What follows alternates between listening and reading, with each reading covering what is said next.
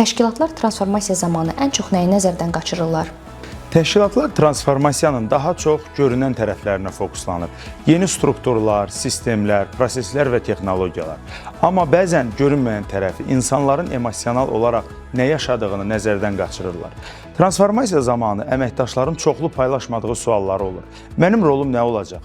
Hələ də bu təşkilat üçün önəmliyəmmi? Uğur qazanmaq üçün lazımi bacarıqlara malikəmmi? Əgər bu suallara cavab verilməzsə, insanlar açıq şəkildə müqavimət göstərməyə bilər, amma səssiz şəkildə uzaqlaşa bilərlər.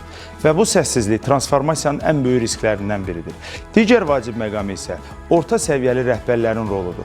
Yuxarı rəhbərlik vizyonu müəyyən edir, amma əməkdaşlar transformasiyanı əsasən birbaşa rəhbərləri vasitəsilə yaşayırlar. Əgər orta səviyyəli rəhbərlər transformasiyanı başa düşmür, izah edə bilmir və ya ona inanmırsa, mesaj əməkdaşlara çatana qədər zəifləyir. Bu səbəbdən təşkilatlar transformasiyanı yalnız yuxarıdan kommunikasiya etməməlidirlər. Onlar rəhbərləri hazırlamalı, əməkdaşları dinləməli və kommunikasiyaya ardıcıl olmalıdırlar. İnsanlar transformasiyaya sadəcə elan olunduğu üçün bağlılıq göstərmirlər. Onlar başa düşdükdə, inandıqda və rəhbərliyin buna ciddi yanaşdığını gördükdə bağlılıq formalaşır.